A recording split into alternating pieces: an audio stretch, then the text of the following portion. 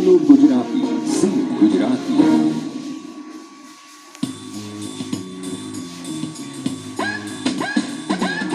हंसता रहो जोता रहो क्यों रोता रहो हंसुल्ला रे हंसुल्ला हंसुल्ला रे हंसुल्ला हंसुल्ला रे हंसुल्ला हंसुल्ला रे हंसुल्ला જી ગુજરાતીના તાજા સ્કૂલા કાર્યક્રમ જોનાર સર્વેને પિયુષ જોશીના હાસ્યસભર નમસ્કાર. हंसुल्ला रे हंसुल्ला ક્રિકેટની વાત નીકળી છે. ક્રિકેટનો અત્યારે માહોલ છે. ઇંગ્લેન્ડ અને ભારતની મેચ ઘણી બધી ચાલુ છે.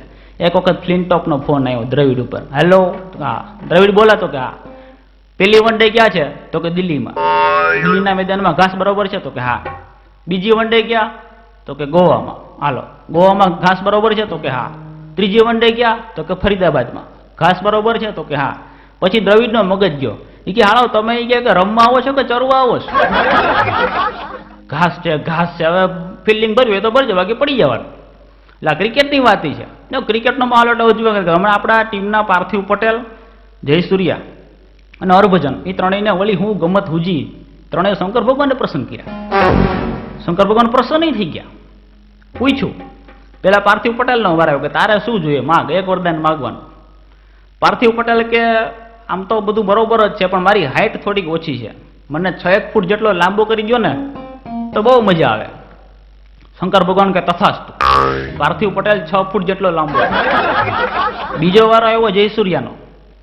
જયસૂર્યાને કીધું કે તારે શું જોઈએ? તો કે આપણે હાઇટ પણ છે ને રેકોર્ડ ઘણા બધા છે, પણ કલર કાળો છે. જો મને પાર્થિવ પટેલ જેવો દેખાવડો કરી દો ને તો કામ થઈ જાય. શંકર ભગવાન કે તથાસ્તુ. જયસૂર્યા એકદમ ગોરો થઈ. ત્રીજો વારો હરભજનનો આવ્યો.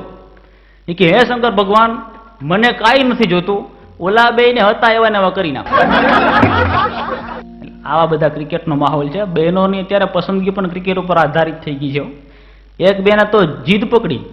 એ કે બાપુજી ગમે ઈ થાય, મને લગ્ન માટે એવો છોકરો ગોતો કે જે સચિન જેવો સારો રેકોર્ડ ધરાવતો હોય, દ્રવિડ જેવો આત્મવિશ્વાસુ હોય, ધોની જેવો આક્રમક હોય અને ઇરફાન પઠાણ જેવો દેખાવડો હોય.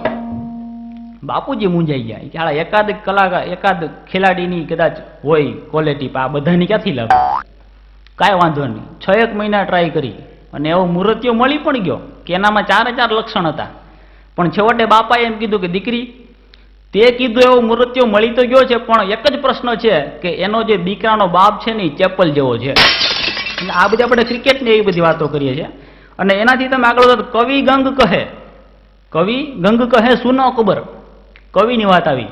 મારો એક મિત્ર છે રાજુ, એક વખત મને મળ્યો. મને કે મેં 2 કવિતા લખી છે, હું તને 2 કવિતા સંભળાવું, તારે મને કહેવાનું કે 2 કવિતામાંથી કઈ કવિતા સારી છે. મેં કીધું ભલે. એને મને પહેલી કવિતા સંભળાવી. એ કવિતા સાંભળીને મેં તરત જ કીધું કે બીજી કવિતા સારી છે. અકબર અને બિરબલની એક વચ્ચે વાત લઈ લે. એક વખત બિરબલ હતો ને એ ચણા ખાતો હતો. ત્યાંથી અકબર નીકળ્યા. અકબરને એમ થયું કે આપણે બિરબલની મસ્કરી કરીએ. એટલે અકબરે બિરબલને કીધું કે એલા શું ખાય છે? તો કે હું ચણા ખાઉં છું. તો કે ચણા તો ગધેડાઈ ખાતા નથી. બિરબલે તરત જ કીધું કે સાવ સાચી વાત છે, ચણા તો ગધેડા જ ખાતા નથી. એટલે ગુજરાતી શબ્દમાં એક શબ્દ ફરીએ તો અર્થ આખો ફરી જાય છે. કરમ છુપે નહીં ભભૂત લગાયા. તમે ગમે એટલા કર્મ કરો પણ એ તો એનું ફળ તો મળવાનું જ છે. હમણાં એક ભાઈ છે એ આમ આવ્યો ભીખ માગવા માટે. દુકાન હતી, એક શેઠ હતા, બહુ પૈસાદાર હતા. એક જ એને કીધું કે ખાલી 1 ગ્લાસ પાણી આપો ને. એટલે શેઠે કીધું કે 2 મિનિટ બેઠી જા, હમણાં માણસ આવે ને એટલે તને આપે. 2 મિનિટ બેઠો, એકદમ ગરમી, પાણીની તરસ લાગી.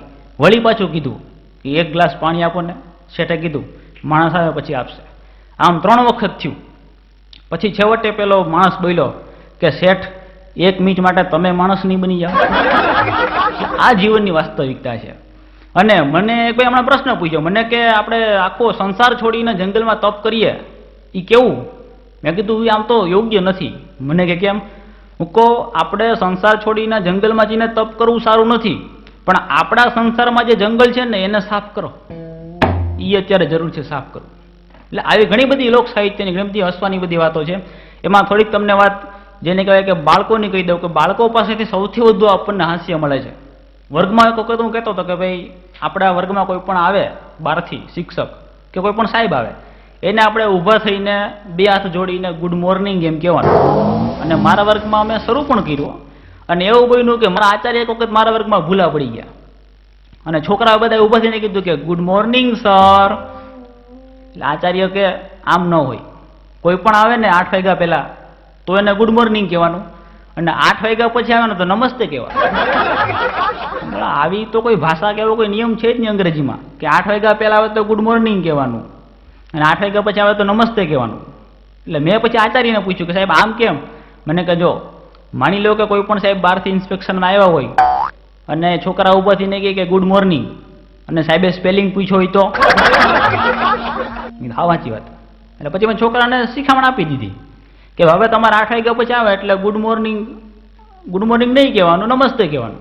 અને બઈનું પણ એવું, મારા નસીબે એવા કે 2 દિવસ પછી અમારે ઇન્સ્પેક્શન લાવવા માટે સાહેબ આવ્યા એટલે બધા છોકરા ઊભા થયા, હાથ જોડ્યા, મને એમ કે ગુડ મોર્નિંગ કહેશે, અમારા આચાર્યને એમ કે નમસ્તે કહેશે અને એ છોકરા એટલો જ બોલ્યા સાહેબ કેટલા વાગ્યા. આવા અઘરી આઈટમો છે અને એવા જવાબો આપે. વિજ્ઞાનમાં કારણ છે કે બરફ પાણી પર તરે છે, વૈજ્ઞાનિક કારણ આપો. એટલે મારા વર્ગના એક છોકરાએ જવાબ લખ્યો હતો બરફ પાણી પર તરે છે કારણ કે બરફ પાણીમાં ડૂબતો નથી. આવા હોય છે. તફાવત આવે છે, નાનું આંતરડું ને મોટું આંતરડું આપણા બધાના શરીરમાં આવેલા જ હોય છે. તફાવતના 2 મુદ્દા આપવાના હોય. એક વિદ્યાર્થીએ જવાબ લખેલો હતો નાનું આંતરડું મોટા આંતરડા કરતા નાનું હોય છે, મોટું આંતરડું નાના આંતરડા કરતા મોટું હોય છે, નાનું આંતરડું મોટા આંતરડાની અંદર આવેલું હોય છે, મોટું આંતરડું નાના આંતરડાની બહાર આવેલું હોય છે.